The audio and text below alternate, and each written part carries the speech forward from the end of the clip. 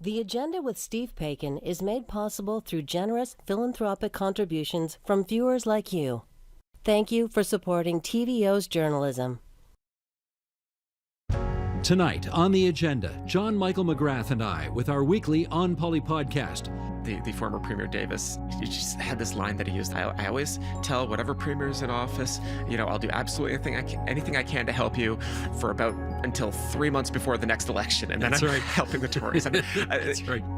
Then, that red-tailed hawk in the picture is probably about 2 pounds, so it can't carry that much weight. So even if a Chihuahua was 5 or 6 pounds, it wouldn't even be able to carry it away.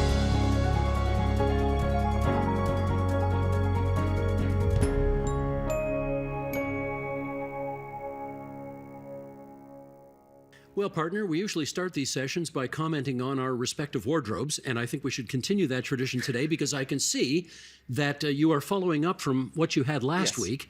Now, last week you had, what was it again? Back in my day, there were 9 planets. Right. Remembering, of course, the late and demoted Pluto. Which is no longer a planet, apparently. Which is no longer a planet. And this shirt that you're wearing today, do you want to take us through it? Yeah, sure. So this is a representation of, you've got the sun, and then counting up or away from the sun, you've got, Mercury, Venus, and then the Earth here, and you are here, and then the rest of the planets. But you were counting earlier and noted there's an absence. There's no Pluto there. Right. And I guess I'm not maintaining consistency or something, but I like the shirt. And despite the fact that it is also missing Pluto, I decided to stick with the astronomical themes. Makes me very confused, though, because last week you were saying that your world includes, or your universe includes Pluto, and today you are clearly confirming, endorsing an 8-planet universe. John Michael, my head's about to explode. I contain multitudes. Okay, well, here's what I decided to do today. Because if anybody, I don't know, I think a few people know that I like to hang out on Manitoulin Island from time to time in the summers. And the way you get to Manitoulin Island is you go from Toronto, is you go up the 400 highway, and the 400 turns into Highway 69. Yes. Take 69 through Parry Sound, Point of Barrel, up to Sudbury, then you hang a left on 17, come down 6, and there's Manitoulin Island. But the way that you first get there is up Highway 69, and it is a really if you haven't done it, it's a gorgeous part of Ontario because they've blasted through lots of rock to create Highway 69, and it's just, well, it's beautiful. So I am representing one of my favorite highways in the province here tonight. Is that okay? Yes, and well, it was the King's Highway, and did they ever call it the Queen's Highway? That's a good question. It would be the King's Highway once again now. It is now again. Yes. Yeah, there we go. But I did the drive to Sudbury a few years ago, actually during the pandemic. I did a summer vacation up in Sudbury, and yes, a beautiful stretch of road. I'm glad we agree. And on that note of consensus, on to issue 1. Over the last several weeks, you've seen Premier Doug Ford call news conferences, often to give out expensive checks to mayors. For example, $112 million to Toronto Mayor Olivia Chow last month because the capital city met its housing targets. Well, the province wants to encourage more of that through its Building Faster Fund, or BFF. Ford and Chow are kind of BFFs now, aren't they? They're getting along well lately. They are. Anyway, guess who aren't BFFs anymore? I'm going to say the Premier and the still relatively new Ontario Liberal leader. That is absolutely true. I know you won't believe this when I say it, but Ontario Liberal leader Bonnie Crombie was the mayor of Mississauga. Premier Ford and she have had numerous news conferences over the course of his premiership where they seem to get along pretty well. But then apparently something happened. Yes, I would think it would be about the exact moment that Crombie became the leader of the Ontario Liberal Party. JMM, you are 2 for 2. Ever since then, the Premier has insisted that the former mayor of Mississauga has the worst housing stats record in the entire province. But we learned something about that this past week, didn't we? Yes, we did. We learned that, let's say, the Premier's focus on housing starts as a performance metric is a little bit selective. We know this because the Premier was in Windsor this week announcing some new highway funding, and he was asked about Windsor's performance on getting new homes built. Here is some of what he said. Full disclosure, I love Mayor Dilkins. I know he's going to do a great job. I think he was at 36%, but I'm confident he's going to hit those targets. As I say, it's easy money. We call it the BFF fund. Building Faster Fund. I know he's going to do it. Matter of fact, we need it. With all this development coming, all these the economy booming, he'll get it done. I have confidence 100% in him. Now, here's the thing. The Premier is correct. Windsor only achieved 36% of the housing target that is set by the province. That was, in Windsor's case, 346 homes out of a target of 953. Doesn't sound good. Not great, right? Mississauga's numbers for last year, well, they got 39% of their target built, more than 3,400 new homes built. These targets that are set by the province, obviously, they scale for the larger size of Mississauga's population, in case that wasn't obvious. Now, I'm not sure either Windsor or Mississauga has a lot to brag about here in terms of these numbers, but the Premier's own chosen metric here, there's nothing about Dilkin's record that is obviously better than Bonnie Crombie's. Okay, so Ford praised Dilkins, said he was sure Windsor was going to hit the targets. Lots of indulgence and forgiveness there, unlike in Mississauga. Yes. Not to sort of belabor the point, but it does seem pretty obvious that if you are a friend of the Premier's, or at least not an imminent political threat to the PC party, he's inclined to cut you a lot of slack, and if he's inclined to cut you slack if you don't make the targets. But if you are a political rival, a close political rival, potentially somebody who will, have a shot at defeating the Premier in a few years' time, watch out. Bit of a different story there. Well, this may be an opportunity to bring another element of this story into the mix, and that is, I just want to touch on some of the points made by Marianne Mead Ward, who is the mayor of the city of Burlington, and she thinks that the incentives around this BFF program, the Building Faster Fund, she thinks they're all wrong. For example, yes, municipalities have to approve building permits in order to get homes built, and they should do that as expeditiously as possible. But municipalities do not control interest rates, and high interest rates have slowed down a lot of housing construction. They do not control the supply of labor, which means if there's a labor shortage and a developer can't build, there's not much that a mayor of a municipality can do about that. They don't control supply chains, meaning if you're a developer and you can't get your hands on materials to build homes, well, sorry, there's not much the mayor can do about that either. So even if Mississauga and Windsor are down near the bottom of the pack, it may not be the fault of the two mayors of those respective cities. Right, and we've definitely heard some sympathetic MPPs from the government side of the benches even echo those concerns when it comes to cases like Windsor. I would say all of the points that Marianne Mead Ward has made, some people watching at home would be yelling like, there are at least arguments one could make against those points. I think one of the arguments that a lot of municipalities have made is that developers are sitting on approved applications, that they aren't moving forward. And, I think there's some arguments about how much of that is actually true. I mean, one of the things that inflation rates also do is they make it very expensive to sell land that you bought with a pile of debt, right? So anyway, I'm trying to silence the people who are yelling into their TV screens right now.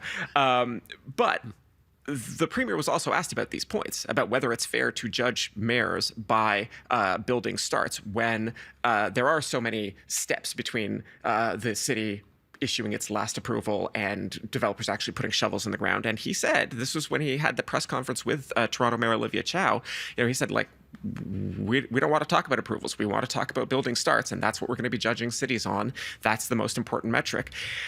And now he seems to be granting a little bit more slack to mayors like Drew Dilkins, at least. Yeah, and I think the mayor of Burlington's point is you got to, if you want us to be eligible to collect these funds because you want us to get shovels in the ground faster, then give us some metrics that we actually have under our purview, that we can have some influence over. And as I just suggested from that previous list, there are a bunch of things here that are not under the purview of the mayor that she and others can't do anything about. Yes. So anyway, we'll keep an eye on this as we continue on to issue 2.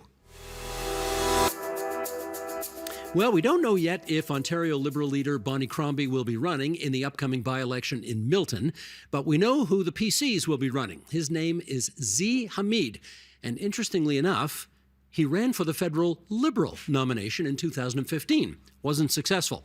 And he donated to Stephen Del Duca's election campaign. What party was Del Duca the leader of again? I believe he was the leader of the Ontario Liberal Party. I think you're right about that. So this is an interesting person to be running for the Conservatives in this election, but there we go.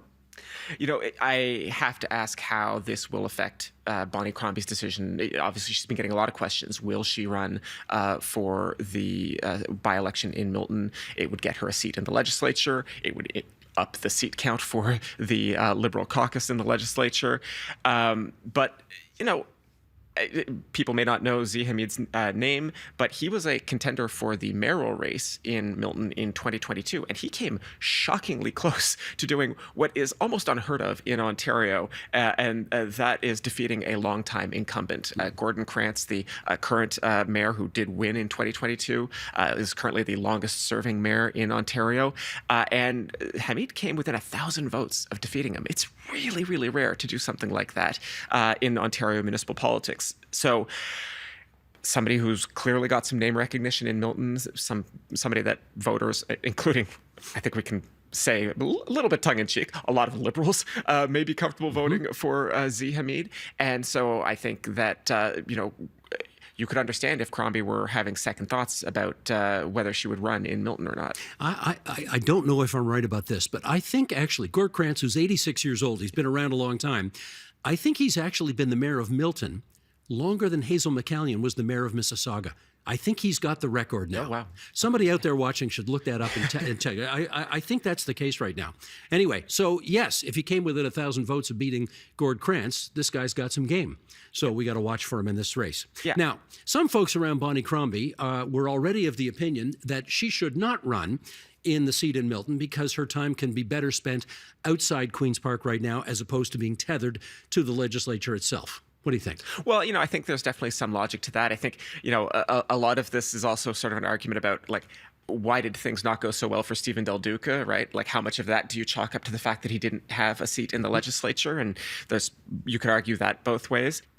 I think probably the most important point that they're going to be talking about within Team Crombie right now is just, could she win, right? You absolutely don't want to put your brand new leader out and have her first political contest end up being a defeat.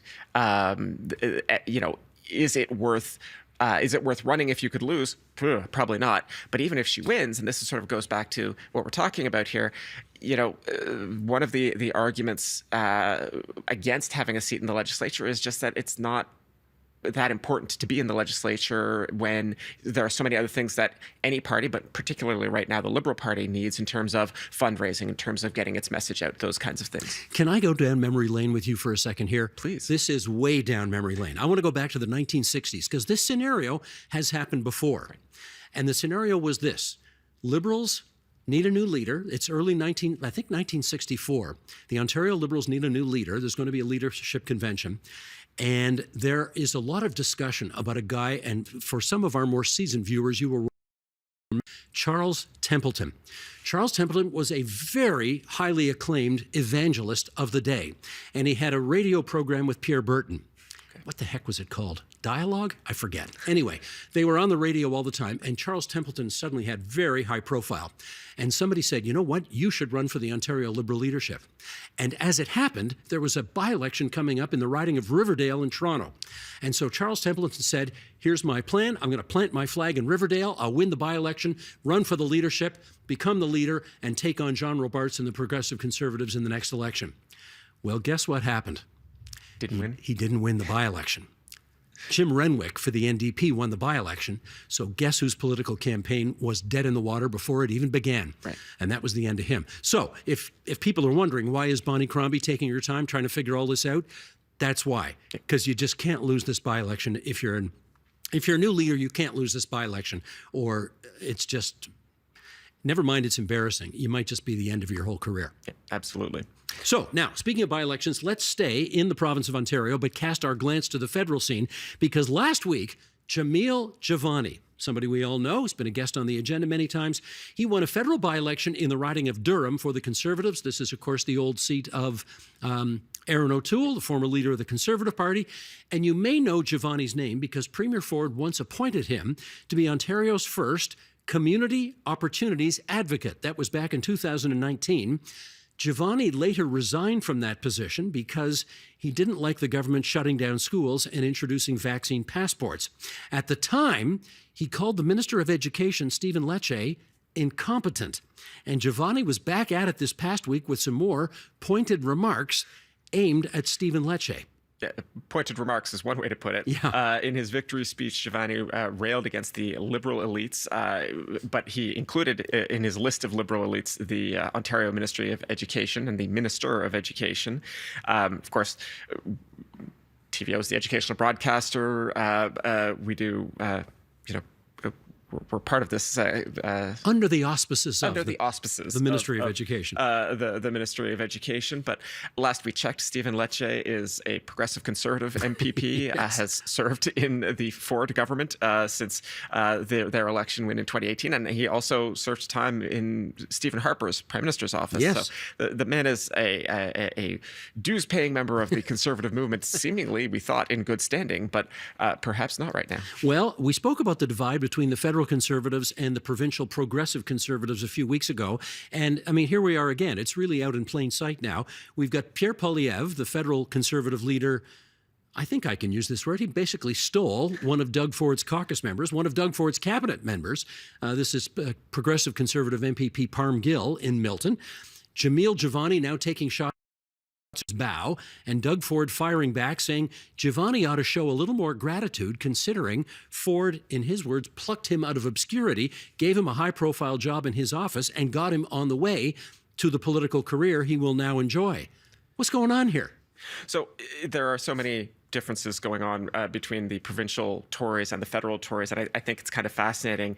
I mean, the first thing that I think about is just the difference between being in power and not, right? I mean, Doug Ford has been premier of a very large, diverse province for 5 years, and that just totally changes your perspective on things, right? I mean, think back to 2018, like right before and even right after the election win. I mean, the Tory party provincially was very aggressive, let's say, and that included things like, reversing a bunch of liberal policies very, very quickly in those very first few months. It was all about like, we're going to reverse absolutely everything we can of the liberal agenda. There's nothing that's safe, nothing sacred, right? And I think some of that energy is in the federal Conservative Party right now. There's just a really strong desire to just tear down the Liberal government. So there's a bit of that attitude that has faded from the provincial party as they've been in power for 5 years. But I do think there is also I think we can sort of talk honestly about this, right? Like one of the reasons why federal conservatives are talking about education a lot right now is basically tapping into some stuff that we're seeing both in other provinces and south of the border, issues about whether parents will be consulted about, the gender identity of their kids in school, that kind of thing. And those are issues that Ford and Lecce, whatever your position on these issues, it's really interesting to me that they really haven't wanted to touch any of that stuff. I mean, again, we can go back to 2018. There was a brief window where they were talking about the sex ed curriculum, and that was a lightning rod issue for the party at the time, but they've backed really, really far away from that stuff, and really, like, the Alberta Premier Danielle Smith came to visit a few weeks ago, and the Ford Premier's office was putting out statements very clearly saying, like, we are not talking about any of that stuff. So that's a social conservative agenda, I guess you could call it, that the Ford government is just staying well away from, as the Mike Harris government did before them. They also came into office with a lot of talk about what socially conservative agenda they may pursue, and they never did. Anyway, there is a tendency to say, and I'm going back now to this Poilievre-Ford, whatever we want to call it, brouhaha, there's a tendency to say, oh my goodness, we've never seen this kind of antipathy between a federal and provincial conservative leader before. But of course, that's not true. There is nothing new under the sun.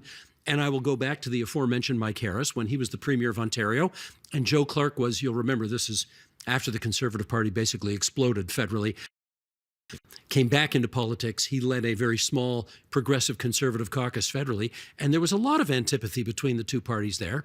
Some Mike Harris conservatives actually said Clark wasn't a true conservative. which is an odd thing to say about somebody who was the leader of the Progressive Conservative Party and had been elected the Prime Minister of Canada under the banner of the Progressive Conservative Party. But there you go. Yep. And you can go back 45 years, again with Joe Clark as the federal Tory leader and Bill Davis as the Progressive Conservative Premier of Ontario. It's true, Mr. Davis did campaign a lot for Joe Clark in the 79 and 80 federal elections. But it's also fair to say I don't think Mr. Davis was particularly disappointed when Mr. Clark lost the 1980 election to the current Prime Minister's father, because there was a certain bit of sandpaper in the relationship between the two guys. So it doesn't happen often, but it happens. I always remember relatively late in his life, the former Premier Davis speaking with then Premier Kathleen Wynne at an event at Ontario Place, and he just had this line that he used that always cracks me up about, I always tell whatever Premier is in office, I'll do absolutely anything I can to help you for about until 3 months before the next election, and then I'm helping the Tories. And, That's right. it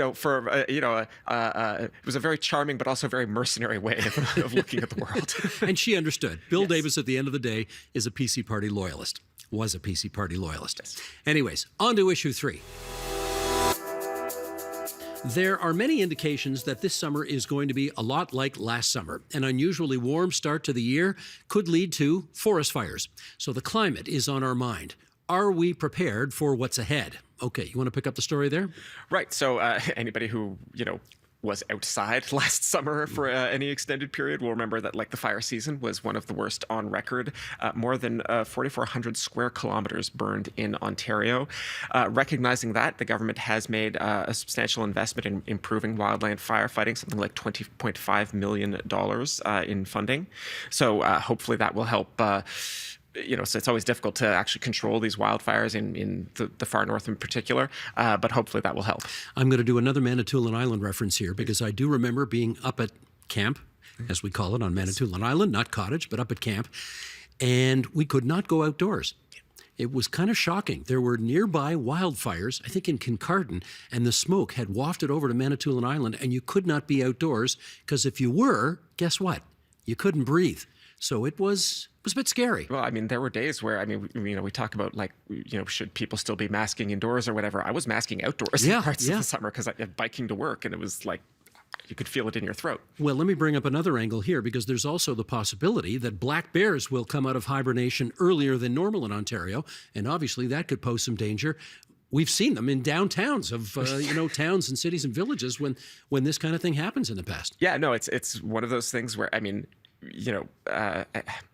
think when I first arrived at Queen's Park, you sort of chuckle about the idea of black bear dangers, because it's not something that you're really used to thinking about. But in large parts of the province, this is a big deal. The provincial government did put out a release warning Ontarians to be on the lookout for exactly this issue of it's getting warmer and bears will wake up earlier, and a bear that's coming out of hibernation is waking up hungry. And these are the kinds of signs of a changing climate, to put it bluntly, that we necessarily don't always think a lot of, but these are costs that people have to adapt to if we don't slow climate change down. But I will get off of the soapbox there. Well, okay, should we talk about the Conservation Authorities Act here? And maybe let's do 2 acts here. We're going to start with the Conservation Authorities Act, where there are some new changes in the offing, and they will go into effect on the 1st of April, so less than a month away.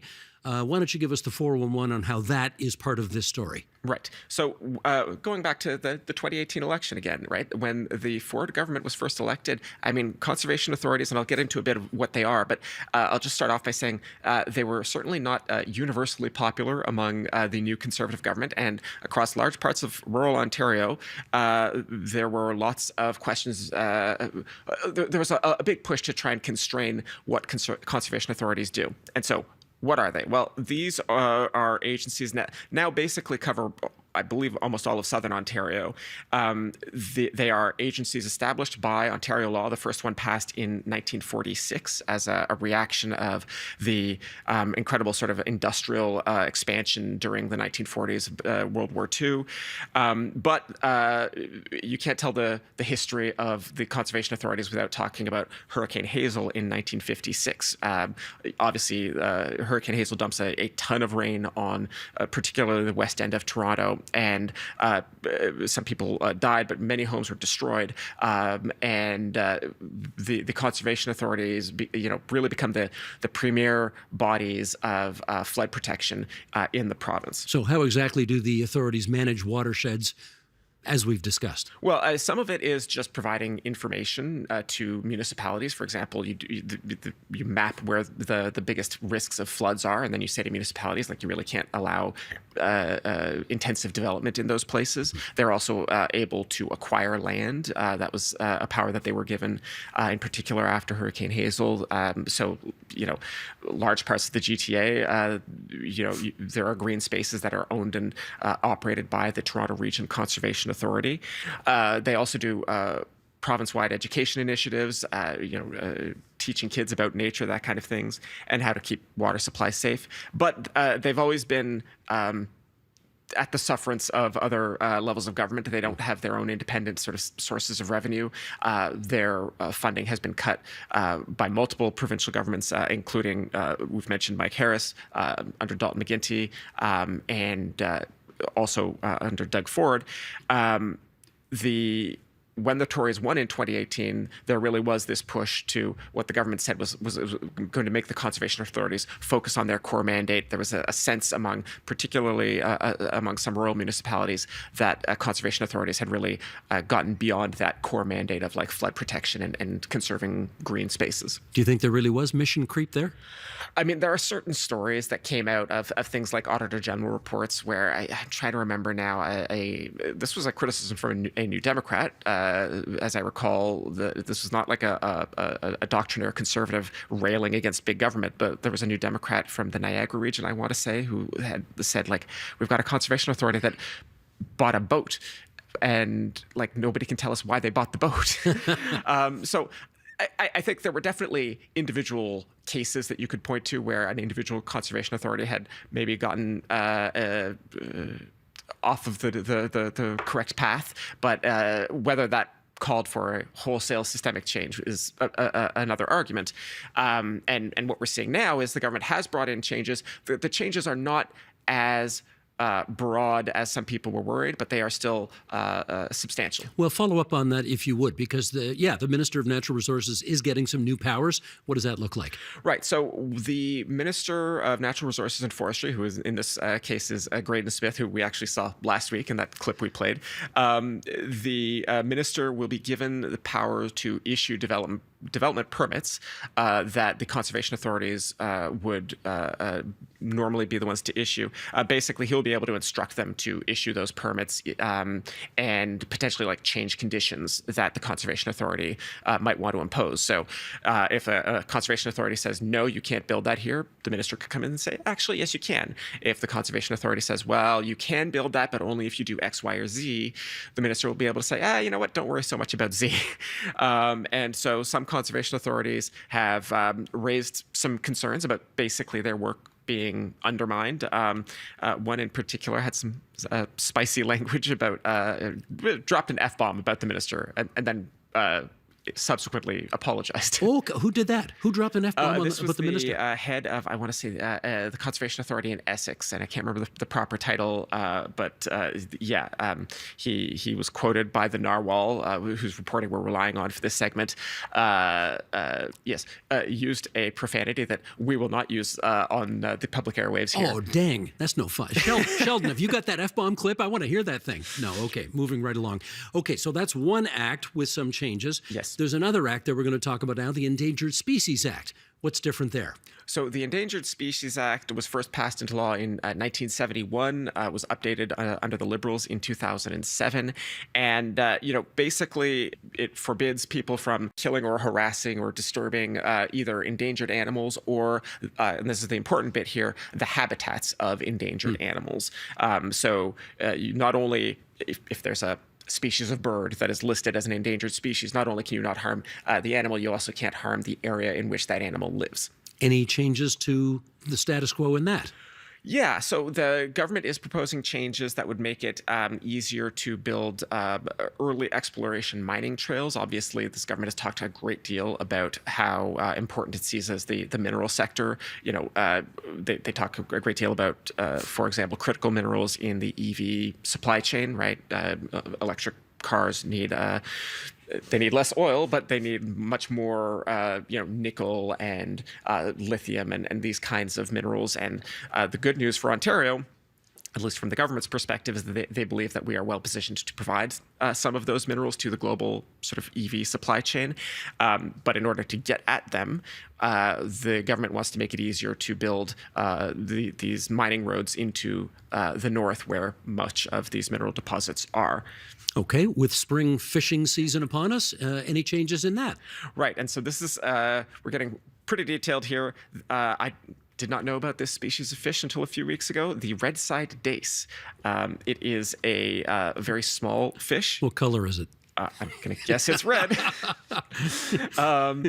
But this goes back to that issue of habitat. And why I mentioned that is that some of these changes would make it easier to disrupt the habitat of the red-side dace. In this case, it's relevant because some of the habitat of the red-side dace happens to be along the path of the highway, the 413 highway. Oh, it all comes back to the 413. So if I were John Stewart, I would say, go on.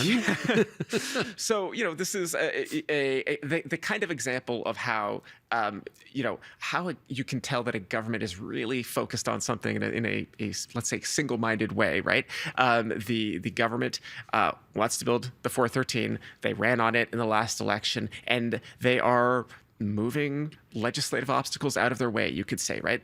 Some of the protections here that, the law or the regulations had previously said that if there had been red-side dace in an area for 20 years, that was protected habitat. In the last 20 years, that was protected habitat. They've now shortened that to there has to have been red-side dace in that area for 10 years. So it's a shorter window, which will presumably shrink the areas that are protected by Ontario law. And there's a whole dispute going on between the federal and provincial governments about whether federal environmental legislation applies. That will be something that will develop, and we will obviously keep an eye on. But Ontario does actually have to follow Ontario's environmental laws, and so they are just narrowing the scope of environmental legislation to make it easier to build the 413. I learned a new thing today. Red-side dace. And the presumption that they are red. They have a red side. It's got like a stripe on the side. Yeah, that's why they're called the red-side dace, because they've got that red stripe on the side. Yes. That makes sense. Yes. No, these are very small fish, but they do eat insects, and so they are like a non-trivial part of the food web, and certainly, I guess a fish specialist would very much want to see them protected. Amen to that. All right, let's go on to our mailbag. If you've got a burning question or insightful comment, we always love hearing what you've got to say at onpolitics@tvo.org. JMM, if you would, reach into that digital mailbag, if you would, and pluck out a letter. So here is a question from listener Gabriel, who writes, Dear Steve and John, hearing from JMN that he is more of a transit and cyclist user and TVO's HQ is by the Eglinton and Yonge lines, do you both believe there might again be a pause in transit building? The cost here throughout Canada as well is tremendously expensive, and the Ontario line seems to be as expensive, if not more, than New York City's 2nd Avenue line. This was a extremely expensive subway project in New York City that I think was originally proposed nearly a century ago. From Gabriel Joseph R., who lives in Regina, Saskatchewan, but is a frequent visitor to Toronto. You know, it's interesting. Doug Ford is often portrayed as a guy who is very big on highways, pro-car, opposes the so-called war on the car. You know, when he was at Toronto City Council, he was very much of the view that there was this war on the car that he was very much opposed to. And yet, he will, by the time he's done, spend more on public transit. And not only that, the most expensive options for public transit in Ontario history. So I don't know. Do you want to pick it up from there? Yeah, it's an interesting case because in some sense, Doug Ford is just inheriting a trend that started before he became premier, where I would say starting under Dalton McGuinty, but particularly accelerating under Kathleen Wynne, the provincial government really started spending much more on transit than it was spending on highways. And even with the premier's fondness for the 413 and the Bradford bypass and other highway projects around the province, it is still very much going to be the case that the province of Ontario is spending more on transit funding than it is spending on highways. I looked at these numbers a while back, I think 1 or 2 budgets ago, and like the margin is still growing, right? So we really are seeing a change in the idea of like what the government spends money on. So I find that fascinating. And as I say, it's not entirely Doug Ford's doing, but he hasn't reversed it either. To the question of like, will we see a pause in transit funding? I mean, one reason why we stopped building transit as expansively as we were in, let's say, the 1960s and 70s is, to be blunt, the 1980s and 90s happened. And we had a real series of fiscal crises at both the provincial and federal levels. Governments, pared their spending way back, and transit was just one of the casualties of that, and far from the only one. And so then you sort of ask, like, could we see another fiscal crisis of the same scale that would force governments to pare back their spending on things like transit projects? I mean, it's imaginable. Like, are we prepared for I'm not the first person to use this phrase, but like the gray tsunami coming of baby boomers aging into the parts of their lives where they are going to have the highest healthcare demands? I think a lot of people are saying, we're not really prepared for that yet, and that will have big fiscal costs. So I think I'm a bit more optimistic about the current era of transit building, but like, could it be, to semi-intentionally use a pun, could it be derailed? Yeah, it could. Well, I don't like to make predictions usually because I'm always wrong, but I will predict this. Back in the 1990s, when Mike Harris became Premier of Ontario, and not only did he decide not to continue the construction of a subway going across Eglinton, he actually had the hole filled in. Yeah. I don't think we're going to be doing that. I don't think we're going to be filling in holes that have already been dug for the purposes of laying track to have subways in the future. I mean, just say yes. It would be so painful to go back to that. Yeah, I don't think that's on. All right, let's continue. Here's an email from listener Peter McHale, who writes, "Hi, Steve and JMM. Thank you for your new format, the onpoli podcast show on TVO. We are watching The Old Way by Antenna over the air on channel 19.1. It comes in loud and clear and in HD. Okay, terrific. Oh, okay, here we go. Back to the train station story of the last several weeks. Re the West Toronto station. I just want to clarify that it was a CPR station. CP did the sudden demolition of the station. I believe that there had been some efforts to preserve the station, but CP, Canadian Pacific, preempted that. I remember waking up one day to the news on the radio that the station was very suddenly gone. In 1983, the CTC, Canadian Transport Commission, ruled that the demolition of West Toronto Station had been illegal. That's from Peter McHale. Toronto. This is a story. Isn't this funny? I told this story out of the blue probably a month ago, 3 weeks ago, something like that. And each week somebody wants to send in kind of a new piece of the puzzle in describing what went down. This has got to be 40 years ago in the West End of Toronto, when CP apparently unilaterally tore down this historic train station, and people are still not over it, including Peter McHale. Yes, stick with us for all of your West Toronto train station destruction needs. We will cover this until the very end. I actually do have a train correction to make. Oh, let's hear this. So last week I mentioned this because we're talking about the issues of provincial and municipal rules applying to railways, which are federally regulated. And I mentioned this case in Halton Region in Milton that I believe I said last week that it was decided at the Supreme Court of Canada. That was incorrect. I apologize to our listeners. It was actually, as I was saying, that the decision was coming out at the Ontario Court of Appeals, the highest provincial court, not the Supreme Court of Canada. And as I predicted, the Court of Appeals did say that Halton Region's planning policies do not apply to a federally regulated rail. In this case, it's called an intermodal yard, where you take the shipping containers off of the train and put them on the trucks. But basically, Halton Region lost its case at the Court of Appeals. I'm now waiting to find out with bated breath what train-related email we are going to get next week. Well, I do want to say, if people want more information about this Halton case, I did write about it at TVO.org, because it turns out while they lost that case, Halton Region won a case in federal court. And if people want the details on that, and how could you not, they can go to TVO.org and read more. Before my mind completely explodes, let's do one more email, this time from a listener named Bernice, who writes, "Hi, I'm a big fan of Steve and now a bigger fan of this show. Love the format and JMM as well. Bernice Zimnicki from Toronto. JMM, she loves you too. Isn't that a beautiful thing?" That is wonderful. I very sincerely, I mean, we're still, I think, getting used to this change in the format, but one of the things that is very gratifying is like the switch to the video and to the TV format. We are reaching a totally different audience, as well as, of course, people who've been listening to us on the podcast for years, and it's neat when people reach out. Give the email address, young fellow, would you? It is. How am I forgetting the email that we say multiple times? It's a thing. Anyway, again, if you would like to ask about content on the show, please email us at onpolitics@tvo.org. And not every email has to be about trains, though we do love the train ones. Yes, we do. Choo choo. That is the On Poly podcast for this March 15th, 2024. You can follow our show on Apple Podcasts so that you get notified each time a new episode is available. And if you already follow our show, help a friend follow it too. Any feedback you have, we're happy to hear it, good, bad, or indifferent. Here's that email address again, onpolitics@tvo.org, and be sure to include your first and last name and where you're located. So, until next Friday, everybody, bye-bye. Bye-bye, everyone.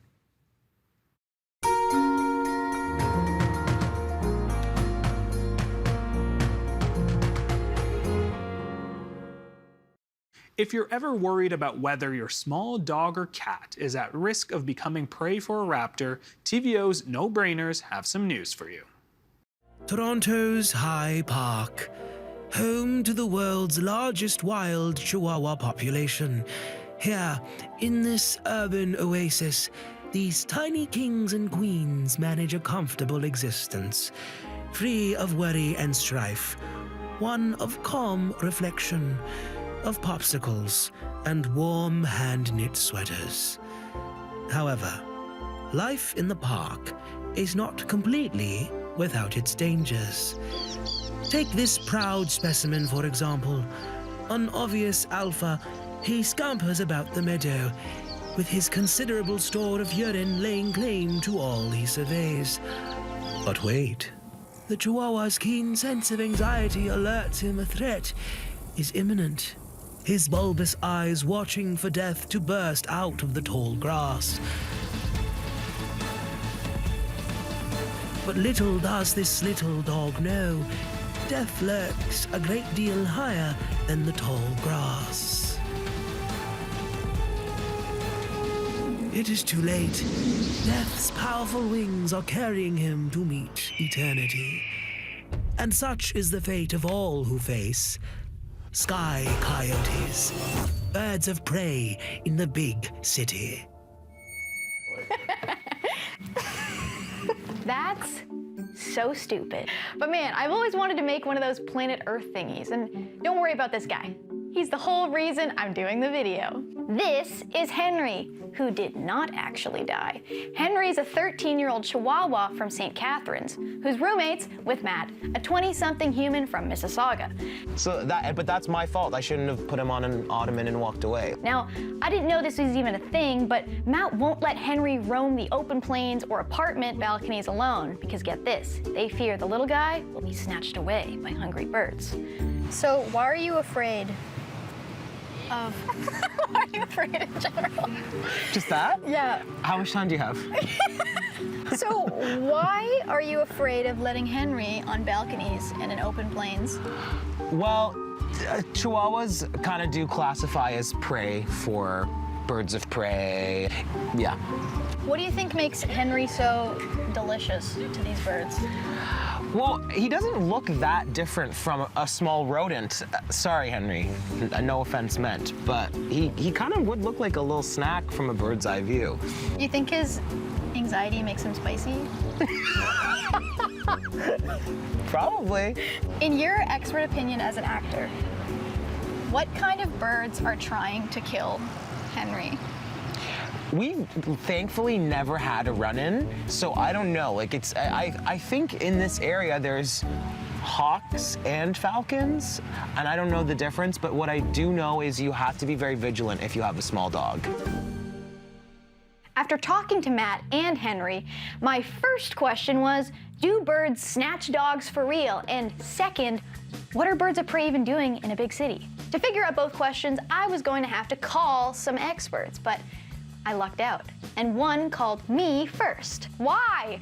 Because they found a whole nest of sky coyotes right where I work. Falcons, to be exact. That convenient, or what? Pretty exciting day, actually. This is Mark Nash of the Canadian Peregrine Foundation, a non-profit group dedicated to the restoration and recovery of endangered and threatened raptors, aka birds of prey. And restoration and recovery is absolutely necessary because raptors were in pretty rough shape. Starting around the 1950s, their numbers plummeted, and it wasn't because of deforestation, overhunting, or any of the usual suspects. And it was as a direct result of environmental contaminants, in particular, something that was used extensively around North America and the globe called DDT. DDT, or dichlorodiphenol trichlorophane, very easy to say.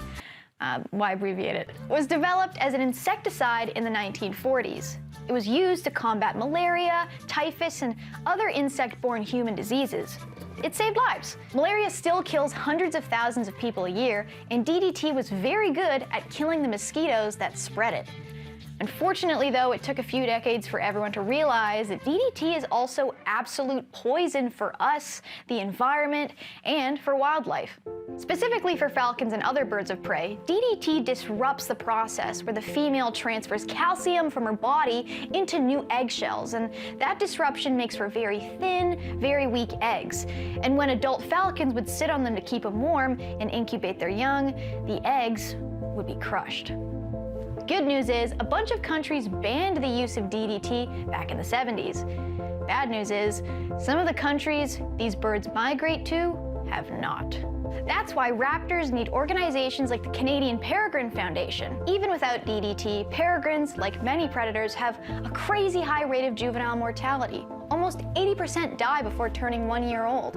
It takes a whole team of volunteers and live cams to knock that mortality rate down. But that doesn't answer the question. What are falcons doing in the big city? Yeah, that's a really good question. Thank you, Laura Butt, Senior Program Instructor at the Mountsburg Raptor Center. Mountsburg is an education center run by Conservation Halton that takes care of raptors that can't survive in the wild. Peregrine falcons' success in bringing their species back is thanks to city life. A few major things that suit the nature of the species. One is peregrines nest high off the ground on ledges. So city skyscrapers and bridges play a big role in providing nest sites for peregrine falcons. And then any city that banks water is also great access to migrating birds. So that's what they hunt. Not to mention other big city falcon treats like pigeons, rats, and tiny beloved dogs. I wanted to show you a picture. So Matt has a very tiny dog, and Matt fears for the dog's life. This is a shot that Matt took in the exact same park we shot our Planet Earth opening. They said this bird was circling them and Henry for like 10 minutes. That red-tailed hawk in the picture is probably about 2 pounds, so it can't carry that much weight. So even if a Chihuahua was 5 or 6 pounds, it wouldn't even be able to carry it away. Have raptors taken domestic animals before? Absolutely. Common? No. And there's a few reasons. One is they can't carry as heavy a load as some of the mammal pets that we have, so the dogs and cats. The thing is, too, is raptors don't want to be around humans in the sense of they're ambush predators, so they're looking to kind of either for owls to be stealthy, for falcons to be fast, for hawks. They're not going to come down in the midst of people to grab an animal that might look like an opportunity of a meal. They really want defenseless animals, and they're attracted to creatures in the areas in which they exist. So why are pet owners so afraid? Probably because for those incredibly rare times a raptor is desperate enough to attack a pet, it makes the news.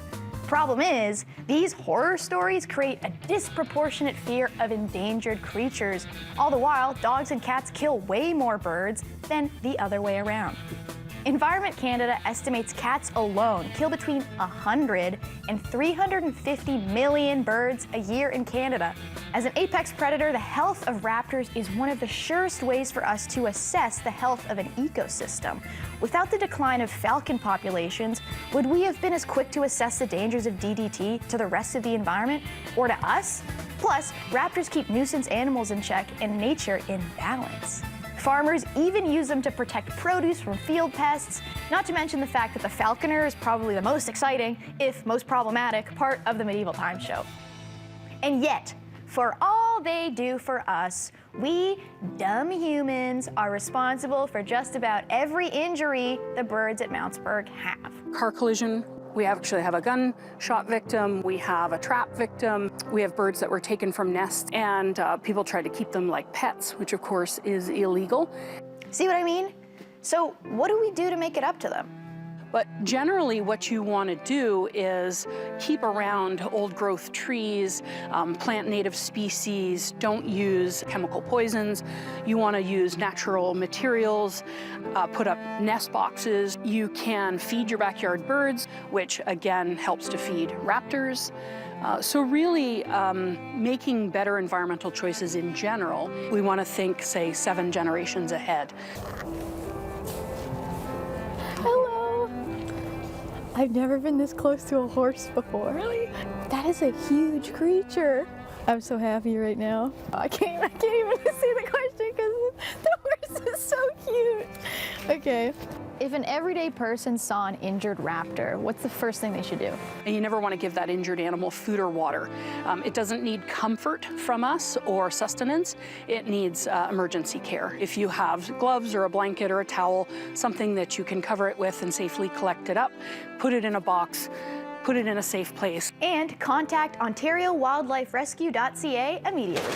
There you have it. Now you can set aside that anxiety you had about birds dropping teacup Yorkies and focus that energy on protecting a major linchpin in our ecosystem. And don't just do it for yourself or your great-great-great-great-granddaughter. Is that a Jonas Brothers line? You're great. Do it for Sam the Eagle and Corduroy and Birdface, Scotty Barnes Owl and Deathstroke, Nick Knock, Flossie and the Corner Boys, Shuffles, Fudge and Sloppy Margot, Corncob, Alan Partridge and Beaky, Connor, Lando, and the ironically named Two Eyes. And finally, do it for Henry and his roommate Matt, who can now rest easy knowing Henry will die the way God intended. By crocodile.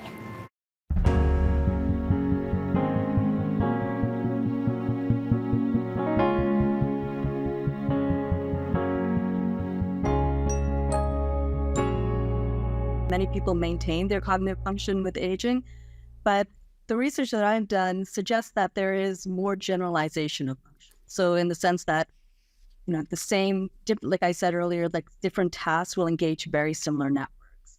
Now, within that milieu, you could see that there might be some flexibility to switch and draw on different cognitive processes to attack different tasks.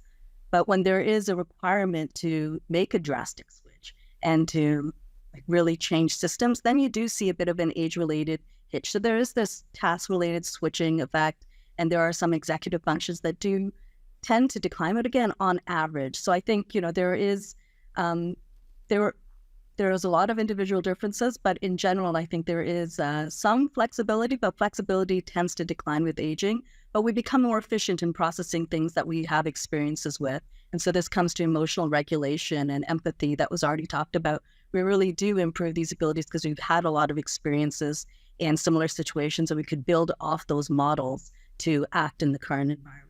Daniel, follow up on that if you would. As you get older, easier or harder to regulate your emotions? Tricky to make broad generalizations. Some older adults have great difficulty regulating their emotions, but on average, most older adults are better at regulating their emotions. Part of that is that they experience increases in empathy, tolerance, and a sort of the dulce vita kind of an attitude that, boy, things are pretty good. I'm happy I'm alive. Sustainability in fashion has a long list of definitions, and it could mean that from a social perspective that the workers were paid a living wage or a fair wage to make the garments. It could mean that the clothing was made in more environmentally ways, such as not using fossil fuels to produce the clothes, or not using fossil fuels themselves in the clothing, which is 67% of our clothes are synthetic, which are plastics. Mm-hmm. Looking at things like reducing the amount of water, the water pollution, less chemicals. So really clothing that is made with people and planet in mind. So there's a superficial definition, and then there's a really deep dive definition on this. Yeah. And I guess one of the things we want to figure out is how much of this is really going on and how much of it is sort of advertised as going on, but really isn't.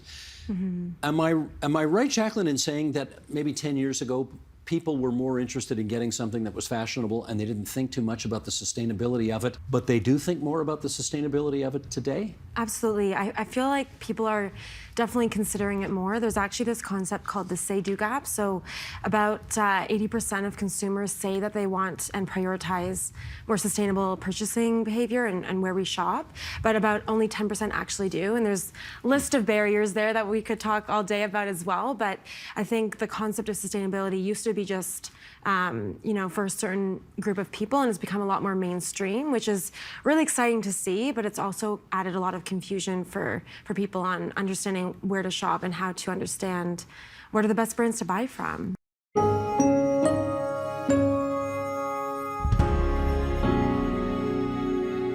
Next week on the agenda.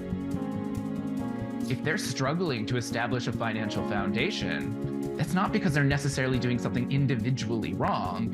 It's because the way in which the economy and society has evolved has made their hard work pay off less, and we haven't used public policy to adapt all that urgently for them. That's next week on the agenda.